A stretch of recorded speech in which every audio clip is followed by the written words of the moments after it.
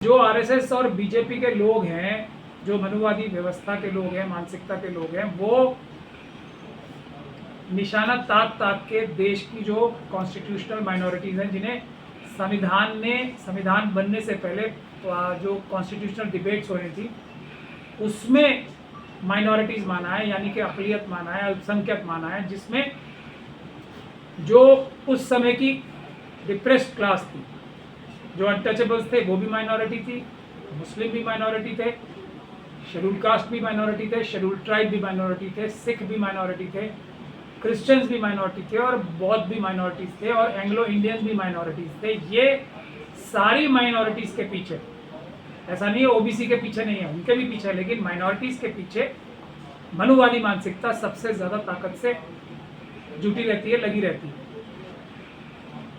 तो उसके तर्ज पे अगर देखा जाए, सबसे पहले ट्राइबल्स के लिए पेसा एक्ट आया।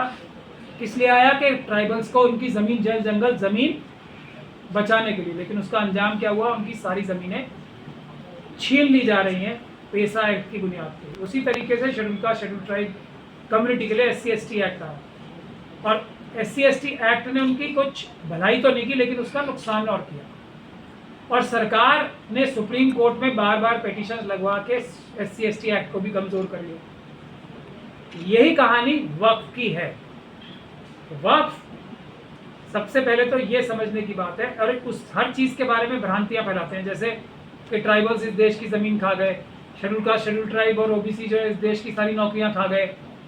ये झूठी कहानियां फैलाते हैं। इसी तरीके से वक्फ के बारे में भी एक लंबे समय से झूठी कहानियां फैलाई जा रही हैं कि वक्फ जो है ज़मीनों पे एनक्रोचमेंट करे।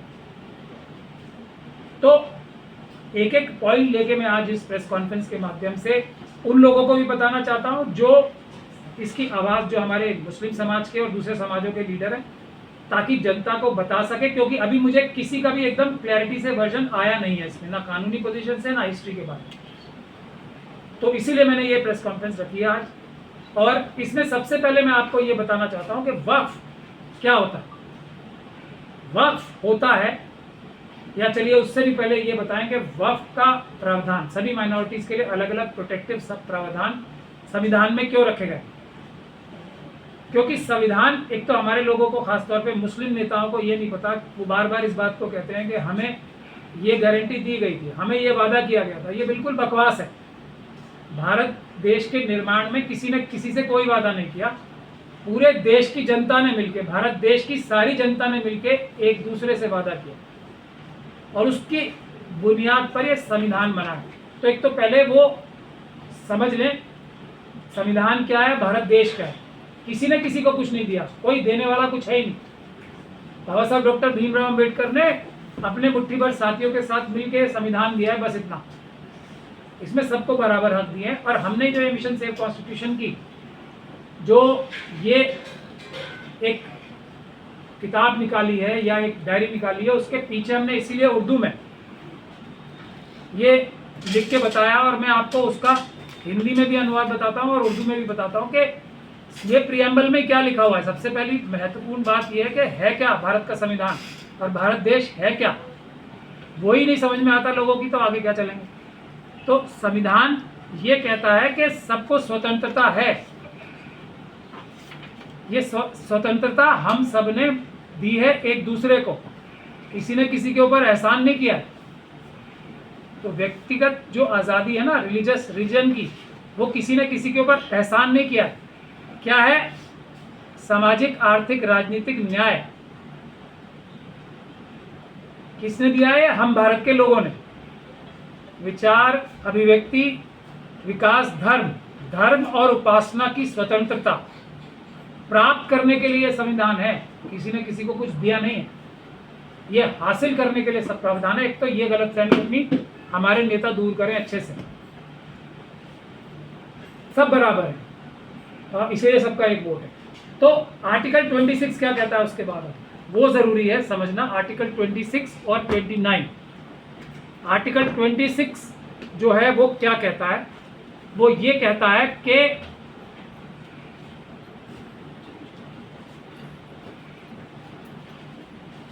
Freedom to manage religious affairs subject to public order, सिर्फ पब्लिक ऑर्डर के तहत चलते।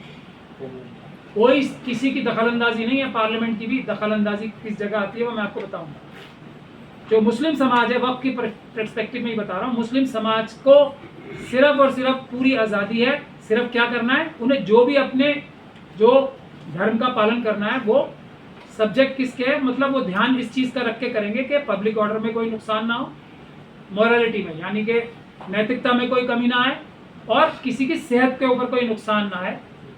तो ये फ्रीडम है to manage religious affairs every religious denomination और एनी सेक्शन देयर ऑफ। तो 26 में सारे मजहबी ग्रुप्स को और उसके सेक्शन जो उनके ग्रुप्स अगर बन भी गए छोटे छोटे, उनको to establish and maintain institutions for religious and charitable purposes. तो वह क्या है, रिलीजियस और चैरिटेबल पर्पसेस के लिए तो है ना। तो ये आज़ादी है जो हम सब ने एक दूसरे को दी है, पूरी तरह आज़ाद है मुस्लिम समाज। पहली बात ये, and to manage its own affairs in the matter of religion. अपने कारगुजार जो कार्यक्रम है, कार्यकलाप है, वो अपने आप मैनेज करेंगे, ये दूसरी आज़ादी। And to own and acquire movable and immovable property and to administer such properties in accordance with law. अब ये जो इन अकॉर्डेंस विद लॉ है, कानून कौन बनाता है, या तो स्टेट गवर्नमेंट्स, असेंबली या पार्लियामेंट। ये जो कानून बनाना है ये बनाएगा कौन, पार्लियामेंट या असेंबलीज, लेकिन बनाएगा किससे, पूछ के। ये है बुनियादी बात, उन लोगों से पूछ के, उन लोगों के हिसाब से जिसके बारे में वो कानून बनना है। इस केस में मुस्लिम समाज से पूछ के ही वक्फ का कोई कानून बन सकता है। और इस बिल को लाने से पहले या इससे पहले भी जितने बिल आए, उनको लाने से पहले कोई पब्लिक कंसल्टेशन तो की नहीं गई। तो इसीलिए हालात क्या हुए, और हर एक वक्फ बोर्ड ने आज़ादी से बाद से लेकर आज तक, ये भी बात मैं पूरी सफाई और ईमानदारी से कहना चाहता हूँ, हर एक वक्फ बोर्ड ने, कोई कुछ एक्सेप्शंस हो सकती हैं कहीं कहीं, हर एक वक्फ बोर्ड के मेंबर्स ने, हमारे बड़े बड़े लीडरों ने, और सरकार के साथ मिलकर, बिना सरकार के मिले कोई भी चोरी डकैती वक्फ में नहीं हो सकती, ये बात साफ है। सरकार के और प्रशासनिक अधिकारियों से मिलकर वक्फ में चोरी डकैती लूट किया। और ये बात सही है जो किरण रिजिजू साहब ने पार्लियामेंट में भी कही थी कि सच्चर कमेटी के आधार पर जितनी प्रॉपर्टीज बताई गई है उससे कहीं ज़्यादा, इतनी भर बात उनकी सही थी। अगर सही से इसका देखभाल होती ईमानदारी से, तो कोई भी मुस्लिम परिवार करोड़पति ना हो, ऐसा नहीं हो सकता था। इतने हमारे बुजुर्ग हमारे लिए प्रॉपर्टीज छोड़ गए। अब वक्फ की दूसरी बात पे आना बहुत ज़रूरी है, जो भ्रांति फैलाई जा रही है। वक्फ किसी सरकार की कोई देन नहीं है। वक्फ कोई भी मुस्लिम समाज का व्यक्ति अपनी ज़ाती प्रॉपर्टी में से अल्लाह के नाम या किसी भी और फंक्शन के लिए अगर वो परमानेंटली डेडिकेट यानी कि हमेशा के लिए उसको देता है तो उसको वक्फ कहते हैं। ये है वक्फ की बुनियाद। ज़रूरी नहीं है कि अल्लाह के नाम ही दी जाए, वक्फ अलल औलाद भी होती है और मैं उस पर भी आऊँगा। अलल औलाद के बाद यानी कि मैं ऐसा भी वक्फ कर सकता है कोई मुस्लिम समाज। ये वक्फ का कॉन्सेप्ट इस्लाम ने पूरी दुनिया को दिया। और मैं आपको बताऊं कि अगर जो ये ट्रस्ट का जो कानून आया है वो इस्लाम धर्म से ही निकल के सारे दुनिया में आया। जैसे टाटा सन्स कंपनी है ना, वो एक टाटा सन्स ट्रस्ट है, वो उसकी मालिक है और वो ट्रस्ट सारी कंपनियों का मालिक है और ट्रस्ट के हिसाब से सारी कंपनियां चलती हैं। तो यही मोटा मोटी वक्फ भी है। मैं अपनी प्रॉपर्टीज़ के लिए, कोई भी मुस्लिम व्यक्ति अपने प्रॉपर्टीज़ को दे परमानेंटली देना पड़ता है। तो किस चीज़ के लिए? अब वो कुछ भी वजह हो सकती है। ये भी वजह हो सकती है कि जब तक मैं जिंदा हूँ, वो मुस्लिम समाज का व्यक्ति वो जिंदा है, तो वो उसकी रख रखाव के लिए, उसकी देखभाल के लिए खर्च होगी। उसके बाद उसकी औलादों के लिए और उनकी औलादों के लिए, और जब औलादें कोई भी ना बचे तब वो गरीबों की मदद के लिए चला जाएगा। तो ये भी एक प्रकार का वक्फ। ऐसे भी बहुत सारे वक्फ हैं और इसी की वजह से सबसे पहला अमेंडमेंट भी जब कानून पहला बना था वो वक्फ अलल औलाद की वजह से ही 1913 में बना था। तो अब मैं आपको ये बताना चाहता हूँ कि मेन बिंदु हमारे क्या हैं। पहली चीज़ जो अब मैं बताना चाहता हूँ आपको कि ये जो कानून बनना चाहिए तो ये मुस्लिम समाज की तरफ से आना चाहिए। आज तक ऐसा हुआ नहीं है, इसीलिए ये कोई अच्छा कानून नहीं है। दूसरी अहम बात इसमें ये है, जैसे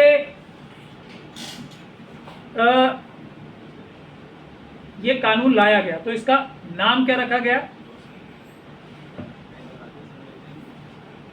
इस बिल का नाम जो रखा गया है वो बहुत इंटरेस्टिंग है। ये है इसकी बचाने के लिए जो इसको उम्मीद नाम रखा गया है इसको।